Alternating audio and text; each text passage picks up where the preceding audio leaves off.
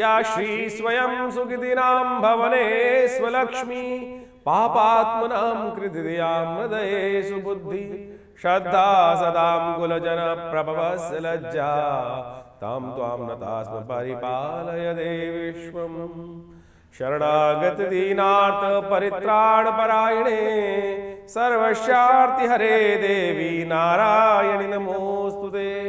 नमस्कार, स्वागत है आपका आचार्य वाणी में। नव वर्ष की आपको बहुत बहुत शुभकामना।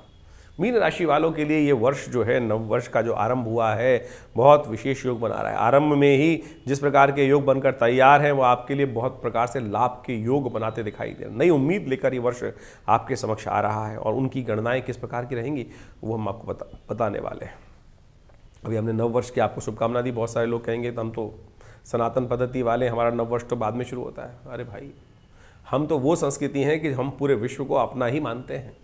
विश्व में जितनी भी संस्कृति हैं वो सब हमारे अंश रूप से ही कहीं ना कहीं निकली हैं, तो हम किसी का परित्याग क्यों करें। हम तो वो संस्कृति से सबको साथ लेके चलने का हम प्रयास करते हैं।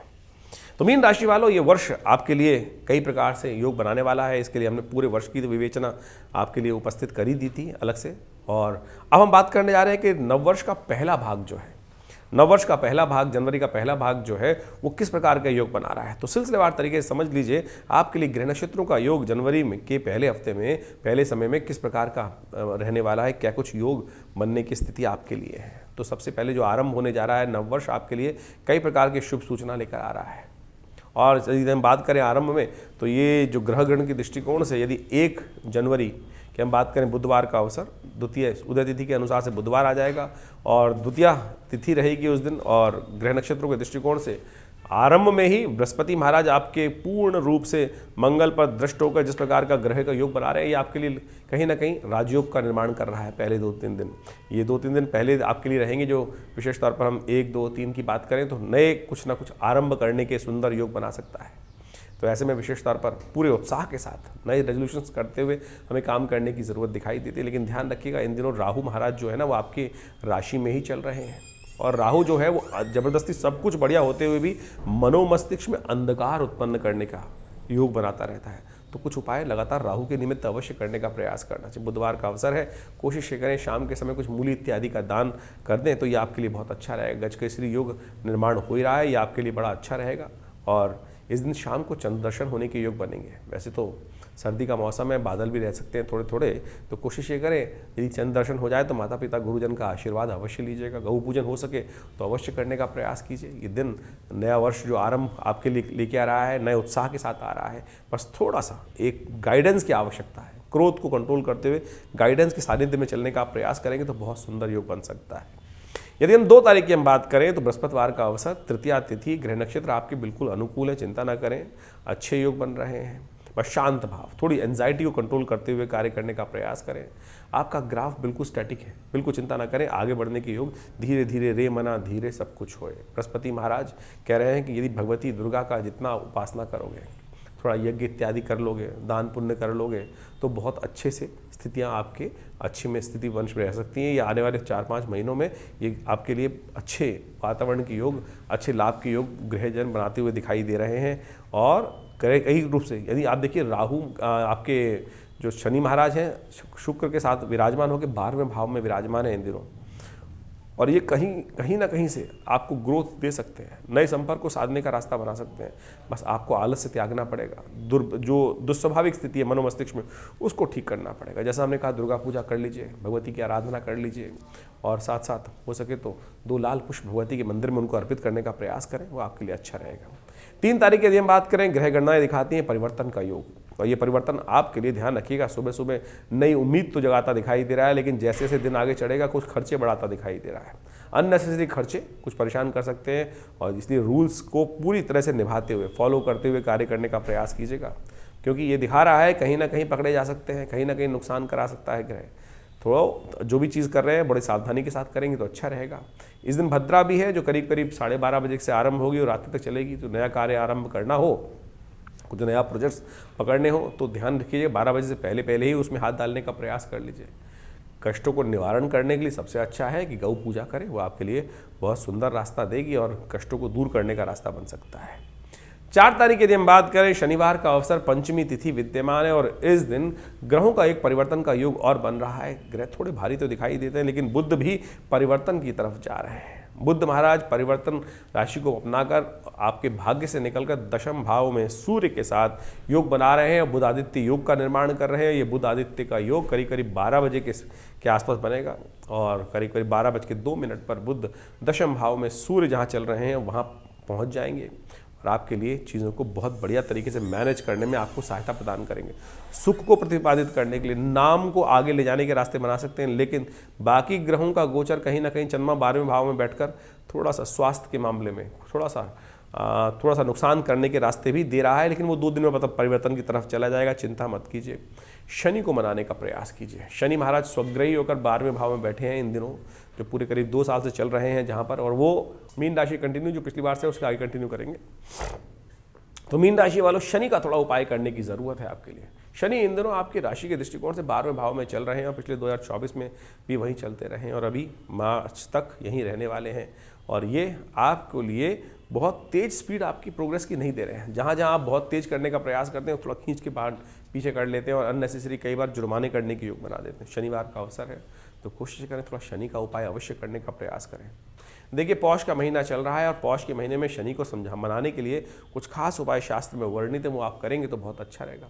सबसे श्रेष्ठ उपाय आपकी राशि के दृष्टिकोण से हमें दिखाई देता है कि पीपल के पेड़ के पास जाकर थोड़ा सा एक काम करें, थोड़े काले तिल ले जाएं और उसके ऊपर एक दिया प्रज्वलित करके तिल के तेल का कर दीजिए, 7 बार प्रदक्षिणा कर लीजिए और तो ये आपके लिए अच्छा रहेगा। कष्टों को दूर करने का योग अवश्य बनाएगा।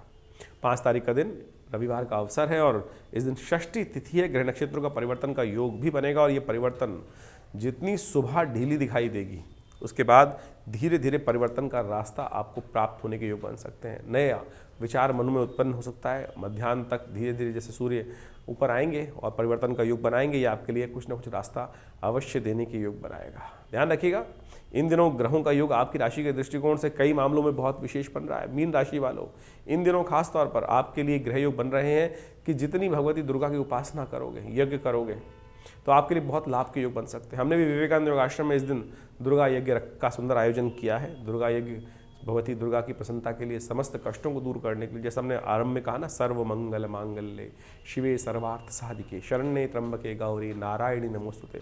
इन दोनों ग्रह नक्षत्रों के दृष्टिकोण से आपके लिए योग भी ऐसे ही बन रहे हैं। जितना भगवती दुर्गा के लिए थोड़ा सा आप प्रयोग करेंगे, यज्ञ इत्यादि पुण्य इत्यादि कार्य करेंगे, वो आपके लिए भाग्य में 4 चांद लगा सकते हैं। करके देख लीजिए, अभी कुछ दिन है ग्रहों के योगा योग इस प्रकार से। तो हम चाहेंगे यदि आप इस 2, 4, 5 महीनों के अंदर कुछ चमत्कार देखना चाहते हैं तो भवश्य जितना हो सके भगवती दुर्गा के निमित्त कुछ ना कुछ यज्ञ करें। अभी गुप्त नवरात्रि भी आने वाली है, उसमें दुर्गा सप्तशती का यज्ञ कीजिए, देखिएगा बिल्कुल बहुत सुंदर रहेगा आपके लिए। इस रविवार के दिन विवेकानंद योगाश्रम में एक सुंदर कार्यक्रम रहेगा, दुर्गा यज्ञ रहेगा, उसमें चाहें तो आप सम्मिलित हो सकते हैं। और जो लोग बहुत दूर रहते हैं उनके लिए अपने नाम और गोत्र से ब्राह्मणों के लिए शुद्ध व्यवस्था रहेगी, तो आप उसमें भी जुड़ सकते हैं। आपके लिए कल्याणकारी योग बनने की स्थिति बनेगी अवश्य। 6 तारीख का दिवस सोमवार का योग है और सप्तमी तिथि उस दिन विद्यमान है। ग्रह नक्षत्रों के दृष्टिकोण से ये योग आपके लिए अच्छी सामर्थ्य को, हिम्मत को जगाने वाला दिखाई देता है। आपके सामर्थ्य से, पुरुषार्थ से आपकी चीज़ों में आपको परिवर्तन करने का योग बन सकता है। स्वास्थ्य में भी परिवर्तन आने के योग ग्रह गण के दृष्टिकोण से अवश्य दिखाई दे रहे हैं। और थोड़ा सा आपको इस बात का ध्यान रखना है कि अननेसेसरी के क्लेशों में न फंसें। जहाँ थोड़ा झगड़ा चल रहा हो, अपने आप को वहाँ से थोड़ा दूर करने का प्रयास करें।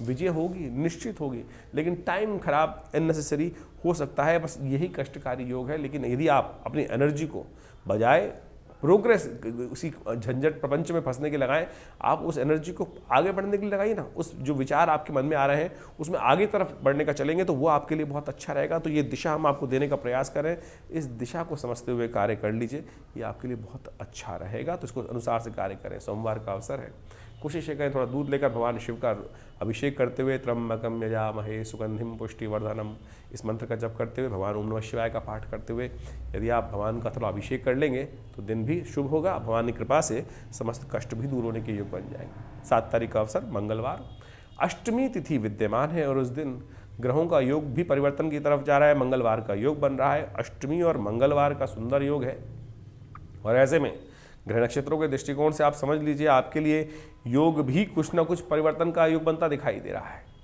ग्रह नक्षत्रों के दृष्टिकोण से यदि हम समझें तो आपके लिए ये योग कहीं ना कहीं एनर्जी को बढ़ाता दिखाई दे रहा है, आपके विचारों को दृढ़ता देता दिखाई दे रहा है, और उस एनर्जी का लाभ, इस सही दिशा में कार्य करने का, सही सोच के साथ कार्य करने का। पर ध्यान रखिएगा, थोड़ा सा दूसरों को भी विचार लेने का प्रयास करें। आपका विचार तो है ही ठीक, विचार में कोई दिक्कत नहीं है, लेकिन यदि अच्छे किसी गुरुजन का सहारा भी ले लें, आपको किसी चीज़ में थोड़ा धुंध दिखाई दे रहा है, क्योंकि बुद्धि में राहु इन दिनों आपके लग्न में विराजमान है, वो सब कुछ होते हुए भी थोड़ा विजन को रोकते हैं और थोड़ा सा टांग खींचने का प्रयास करते हैं। तो इसलिए गुरुदेव का ध्यान करने का प्रयास करें। जय जय जय हनुमान गोसाई कृपा करहु गुरुदेव कि राय। मंगलवार का अवसर है तो उनका सानिध्य लीजिए, वो आपके अंदर मन के अंदर आकर स्वयं कोई सही रास्ता दिखाने का प्रयास करें। तुलसी बाबा भी कहीं अटकते थे ना, तुलसी बाबा भगवान जब रामचरितमानस का पाठ लिख रहे थे तो कहा जाता है कि वो हनुमान जी से सब कुछ पूछ के लिखते थे, और हनुमान जी का दर्शन साक्षात तो उनकी कृपा से ही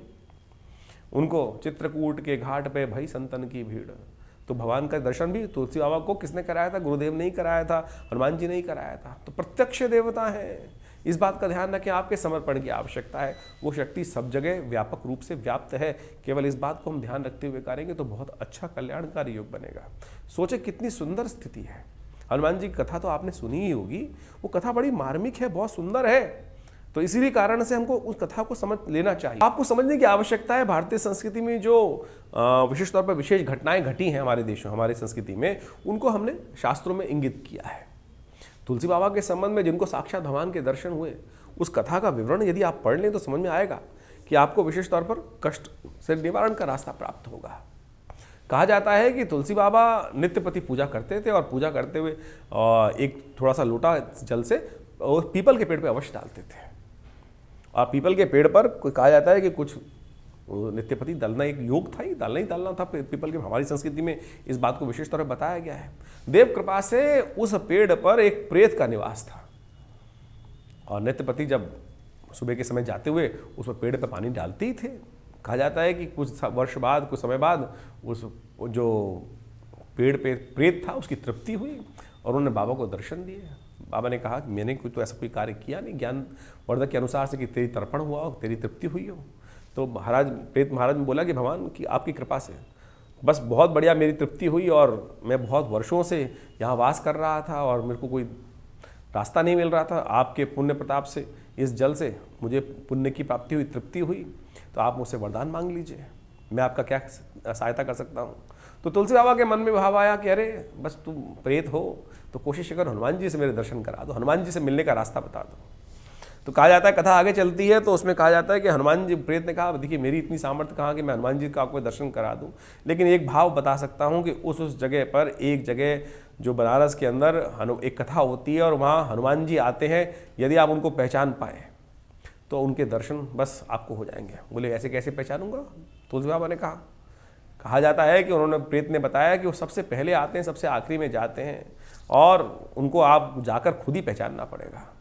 तुलसी बाबा वहाँ गए और देखते रहे कुछ दिन तक। एक वृद्ध आते थे, सबसे पहले कोढ़ी थे, और वो सबसे पहले आते, सबसे बाद में जाते। तुलसी बाबा ने, अंतर ज्ञान तो था ही, पुण्य तो था ही, जाकर उस वृद्ध के पैर पकड़ लिए। थे वो हनुमान जी। कथा को लंबा ना करते हुए बताऊं कि हनुमान जी के जब चरण छोड़े नहीं सब कुछ, तो बाद में हनुमान जी को अपना प्रत्यक्ष रूप दिखाना ही पड़ा। आपकी श्रद्धा की आवश्यकता है, आपकी श्रद्धा की आवश्यकता है, विश्वास की आवश्यकता है। हमारा विश्वास ही नहीं जागता है, और कहा जाता है कि बस उनको जब चरण पकड़े तो भगवान, तुलसी बाबा ने एक ही बात कही कि मुझे भगवान के दर्शन करने हैं। तो वो उनकी कृपा से ही उस चित्रकूट के घाट पर जब वो लेके गए, और दर्शन भी ऐसा कराया कि एक बार उनको लगाया कि विशेष तौर पर, अभी तो आए थे दर्शन करने के लिए, कुछ कथा को मैं लंबा नहीं कर रहा हूं, लेकिन विश्वास जगाने की कोशिश कर रहा हूं, आपको समझे कि ये भाव का खेल है कि भगवान आए और उनको पहचान नहीं पाए। तो भगवान जी आके बोलते हैं अरे अभी तो आए थे, अभी तो आए थे, जिनको दर्शन नहीं किया तूने। तो कहा जाता है दोबारा फिर भगवान की कृपा से, साक्षात हनुमान जी की कृपा से, गुरुदेव की कृपा से हनुमान तुलसी बाबा को साक्षात भगवान के दर्शन हुए।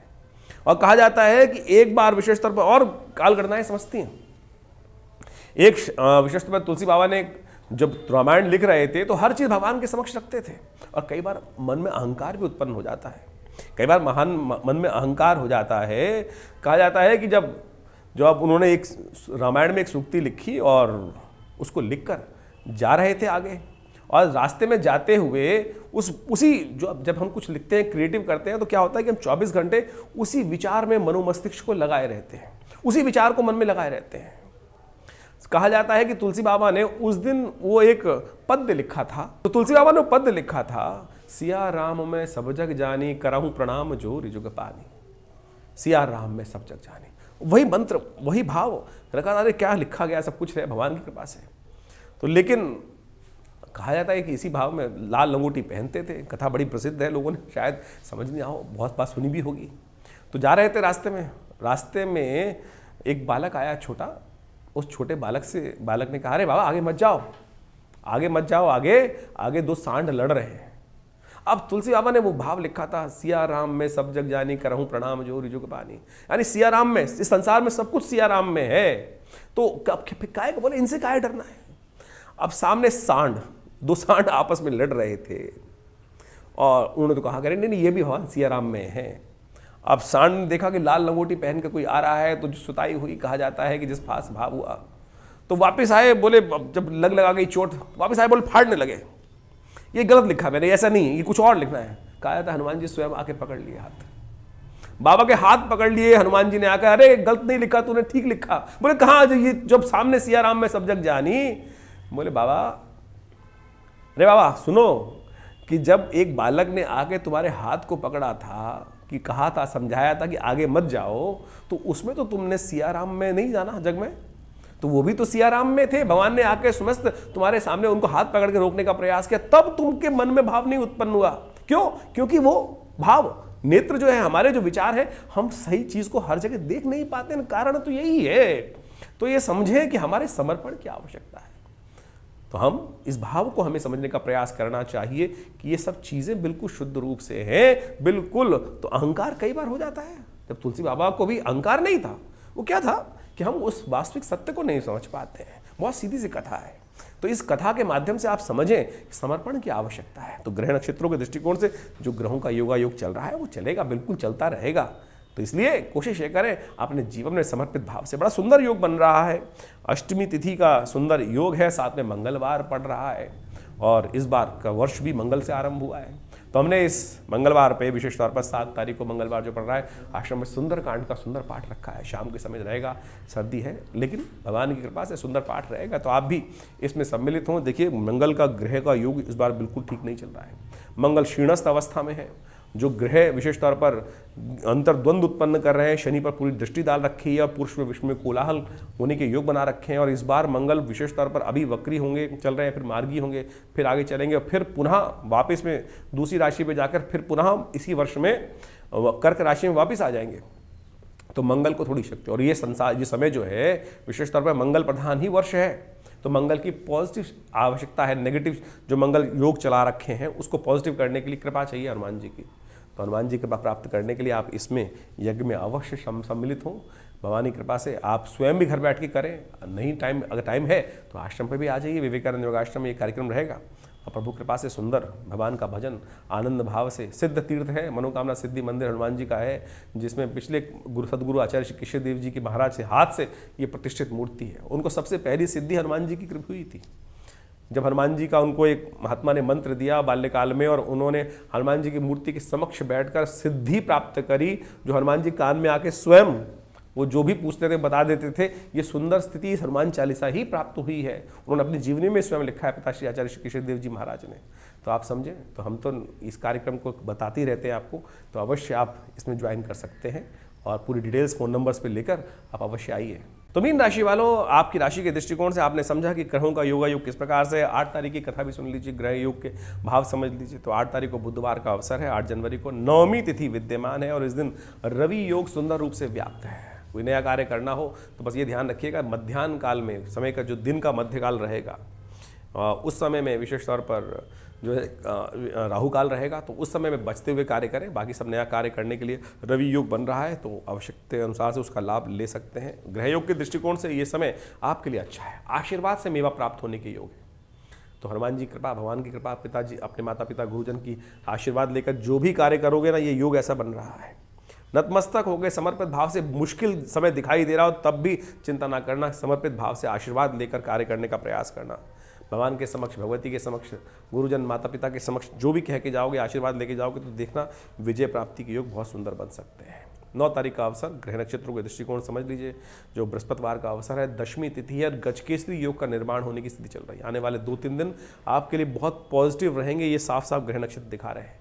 बृहस्पति के साथ चंद्रमा का योग बनने वाला है तृतीय भाव में बैठकर, ये आपके ज्ञान को, आपके द्वारा विशेष तौर पर कर्म को बहुत सुंदर तरीके से, बस शांत भाव से कार्य करने की आवश्यकता है। बस कोशिशें करें, इस दिन पीली चीज़ों का दान करें, ब्राह्मणों की सेवा करें, गुरुजन की सेवा करें और पीले तिलक लगा के कार्य करेंगे तो बहुत अच्छा रहेगा। शाम को चंद्रमा उच्च के हो जाएंगे, बृहस्पति के साथ विराजमान हो जाएंगे और आने वाले 2-3 दिनों में आपके लिए कुछ पॉजिटिव रिजल्ट्स लाने के योग अच्छे बनते दिखाई देंगे। 10 तारीख का दिन शुक्रवार, एकादशी तिथि, और ये विशेष तौर पर एकादशी बहुत विशेष है। पौष मास की एकादशी कहा जाता है, पौष मास की शुक्ल पक्ष की एकादशी संतान की इच्छा जिनके जीवन में होती है उनको भी प्राप्त करने के योग देते हैं, इसलिए पुत्रदा एकादशी के रूप में स्थिति को माना जाता है। इस संसार में अनेक प्रकार की मनोकामनाएं होती हैं, उसको सिद्ध करने के लिए शास्त्र में अनेक प्रकार की कथाएं विद्यमान हैं, तो उन सबको हमें समझ लेना चाहिए और उन सबको यदि समझकर हम कार्य करेंगे और विशेष तौर पर ब्रह्मवत वैश्वत, देखिए ग्रहों का योगायोग अभी आपने समझा कि जनवरी में किस प्रकार का योग बनने वाला है। ये 2025 जो आरंभ हुआ है ये बहुत महत्वपूर्ण है। यदि ग्रह के आरंभ में हम देखें तो वर्ष के आरंभ के अंदर तो 2025 का जो महीना जो आरंभ हो रहा है जनवरी का, मंगलवार के दिन आरंभ हो रहा है। बहुत सारे लोग कहेंगे कि नहीं उस दिन तो बुधवार है। भैया देखिए रात को 12 बजे भारतीय संस्कृति में जब हमारे कैलेंडर के अनुसार से हम बात करेंगे तो वो दिन आरंभ होता है सूर्य उदय की तिथि के अनुसार से। तिथि भी वही तब मानी जाती है और दिन का आरंभ भी उस वक्त माना जाता है, लेकिन जो इंग्लिश कैलेंडर है वो रात को 12 बजे डेट बदल जाती है और उस समय मंगलवार का योग चल रहा होगा। और साथ साथ जो 9 नंबर 2025 का नंबर भी 9 आता है, तो ये दोनों मंगल के प्रतीक माने जाएंगे। और मंगल इस वर्ष विशेष तौर पर जो योगा योग बना रहा है वो बहुत उठापटक वाला बना रहा है। और 2025 के अंदर यदि ग्रहों के दृष्टिकोण से आप देखें तो शनि और उसके आरंभ में देखें, शनि और शुक्र की युति जिस प्रकार से और उस पर मंगल की दृष्टि है, ये विश्व के अंदर कोलाहल उत्पन्न करने के योग देती है, अशांति को बढ़ाती है, तनाव को बढ़ाती है। और 2025 में कई प्रकार की और भी ग्रहों का योगा योग जो है, अब इंडिविजुअल आपकी राशि के दृष्टिकोण से तो आपने समझा, लेकिन जनरल तौर पे आपको ये समझ लेना चाहिए जो ग्रहों का योगा योग जो है 2025 के अंदर कई प्रकार की स्थिति तनावयुक्त विश्व को की तरफ ले जाने का प्रयास कर सकता है। ऐसे योग बन सकते हैं जैसी एक महामारी अभी कुछ वर्ष पूर्व गई, वैसे ही कुछ ना कुछ और भी नए विस्फोटक योग इस वर्ष में दिखाई देते हैं जो विश्व में कहीं ना कहीं नई परेशानी को उत्पन्न करने की स्थिति उत्पन्न करेंगे। और साथ साथ तनाव का वातावरण जो है, जो युद्ध पिछले 2024 में चलता रहा जिस प्रकार से, उसमें और आग में घी डालने का काम बहुत सारे जगहों पे होने के योग दिखाई देते हैं और जिसके कारण से अशांति का वातावरण बन सकता है। इन ग्रहों के योगा योग के अनुसार से हमको समझ लेना चाहिए कि हमारे दृष्टिकोण से ग्रह किस प्रकार चल रहे हैं। देखिए समय हमेशा परिवर्तन की तरफ जाता है, समय हमेशा परिवर्तन के योग बनाता रहता है और इस परिवर्तन के दृष्टिकोण से हर व्यक्ति के ऊपर उसका अलग प्रभाव होता है। ऐसा नहीं है कि जब विश्व में कहीं ना कहीं कष्ट हो रहा होता है तो सभी परेशान होते हैं, कहीं ना कहीं किसी का भाग्य भी जागता है। बहुत सारे लोग भाग जागते हैं और बहुत सारे लोगों के लिए नुकसान के योग बनते हैं। वो सारा का सारा आपके ग्रह गोचर के दृष्टिकोण से आपको समझ में आना चाहिए। 2025 में शनि की युति किस प्रकार से है वो हमने आपको एक अलग से आपकी राशि के दृष्टिकोण से पूरा उसका डायलॉग एक उपस्थित किया था, जिसके अंदर हमने बताया था, समझाया था कि शनि इस बार जो है परिवर्तन के योग बना रहे हैं और ये 2025 वो ऐसा वर्ष है जिसमें समस्त ग्रह परिवर्तन की तरफ जाने वाले। कोई भी एक ग्रह यानी नवग्रहों के अंदर आमतौर पर विश्व हमेशा वर्ष में ऐसा ही होता है कि कुछ ग्रह बदलते हैं, कुछ ग्रह अपने भाव में स्थिर रहते हैं, अपने ही ग्रह में चलते रहते हैं। लेकिन इस 2025 में समस्त ग्रह परिवर्तन की तरफ जाने वाले, समस्त ग्रह परिवर्तन का युग बनाने वाले और ये परिवर्तन युग जो है, ये विशेष तौर पर वर्ष जो है परिवर्तन युक्त ही रहने वाला है। मंगल विशेष तौर पर पुरुषार्थ की ग्रह है और इस मंगल वाले ग्रह में 2025 में जो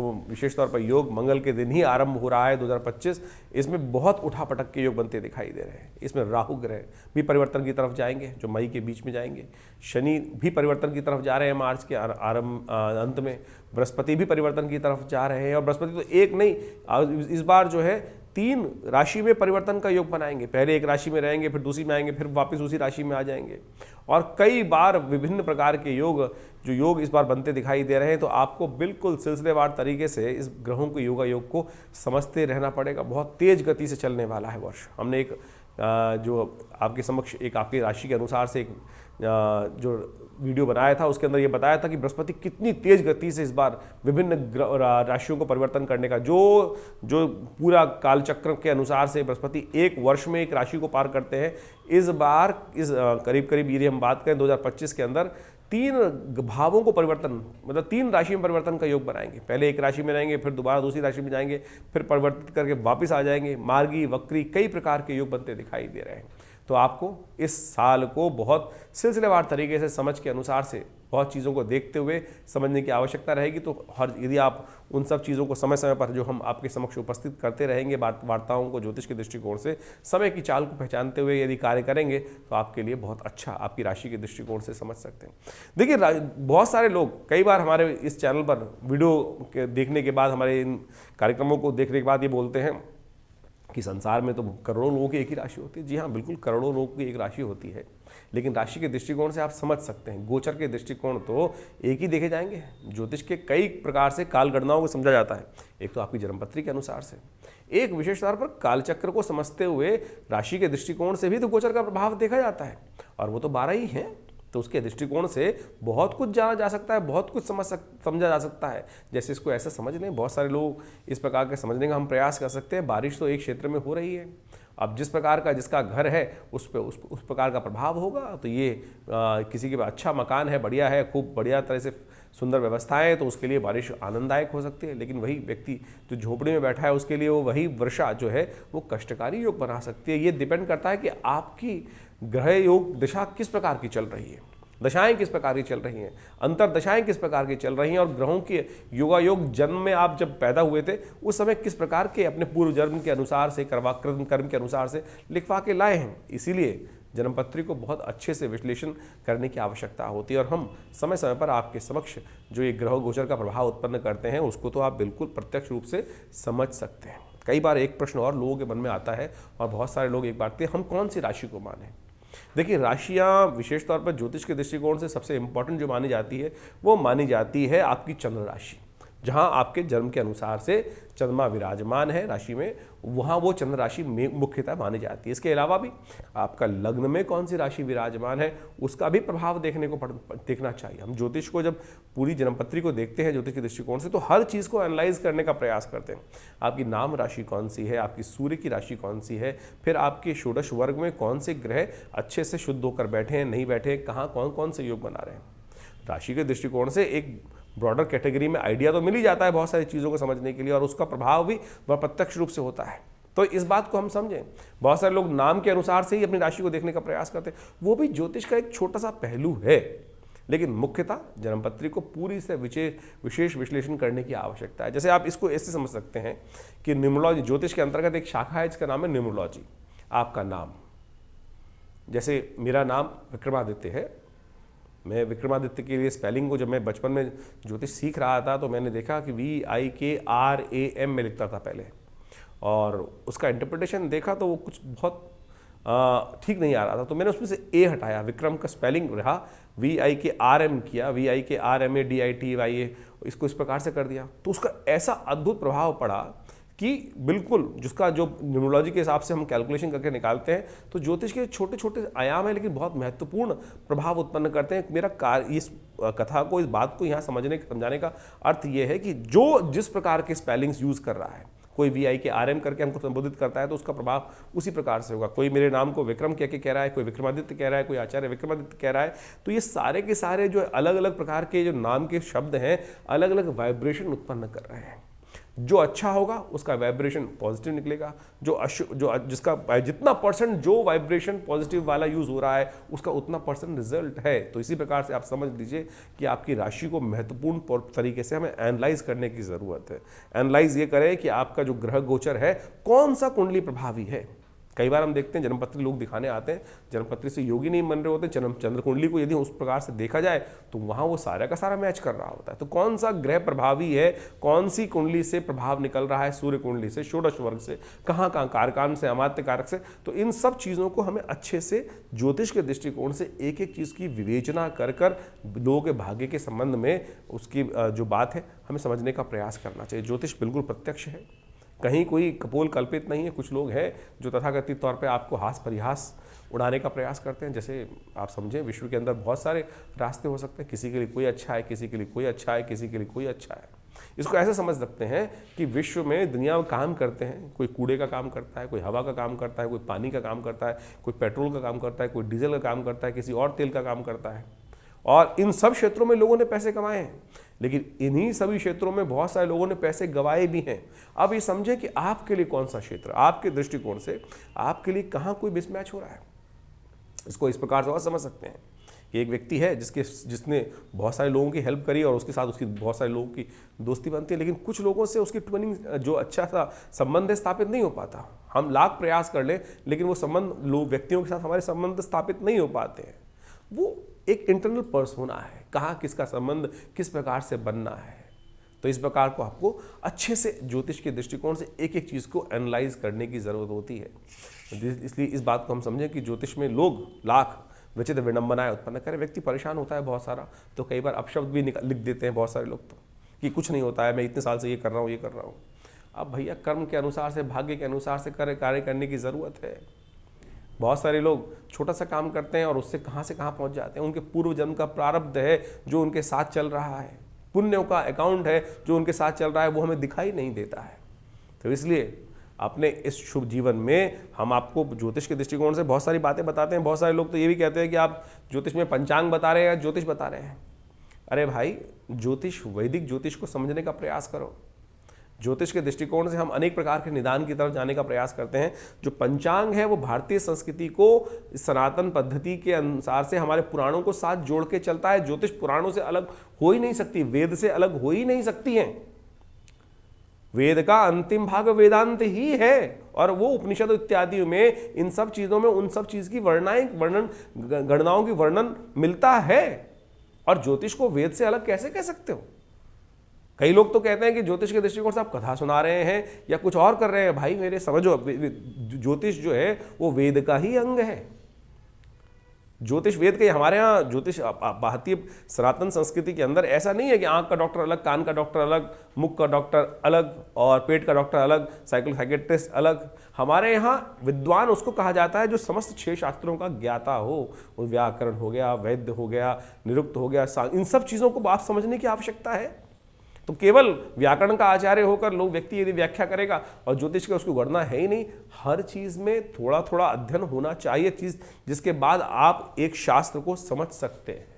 तो हमने प्रयास किया है अपने छोटे से ज्ञान के माध्यम से। बहुत बड़ा तो ज्ञान किसी के मेरे पास शायद नहीं हो सकता, लेकिन जितना मैंने अपने गुरु आचार्य श्री केशव देव जी के सानिध्य में रहकर हमने समझने का प्रयास किया, उसी के माध्यम से आपको थोड़ा बहुत समझाने का प्रयास करते हैं। आशा करते हैं उससे आपको लाभ मिल सकता है। लेकिन हम जो भी तरीके हैं बहुत सीधे तरीके से आपके समक्ष रखने का प्रयास करते हैं और बहुत सारी बातों को आपके समक्ष रखने का प्रयास करते हैं, और उनको समझेंगे तो बहुत अच्छा रहेगा। दिल्ली में हमने विवेकानंद योगाश्रम ये संस्थान मेरे पिता आचार्य श्री केशव देव जी महाराज ने इसीलिए बनाया था कि हम इन सब चीज़ों को शोध कर संसार के समक्ष रख सकें। और उसी क्षेत्र में हमने कार्य करते हुए मुद्रा विज्ञान, यज्ञ विज्ञान, योग विज्ञान, आयुर्वेद, योग, भारतीय संस्कृति, प्राकृतिक चिकित्सा इत्यादि में समस्त पे कार्य कर रहे हैं। हम करीब 50 से ऊपर पुस्तकें हमारे आश्रम की तरफ से, संस्थान की तरफ से प्रकाशित की गई, और वो सब एक एक विषय में इतना ज़बरदस्त कार्य कर रही हैं, चाहे वो ध्यान योग हो, कुंडलनी योग हो और अनेक प्रकार के मार्ग हो। और हम समय समय पर पूरे विश्व में जगह जगह पे जाकर इन भारतीय संस्कृति को प्रचार प्रसार करने का भी कार्य करते ही रहते हैं।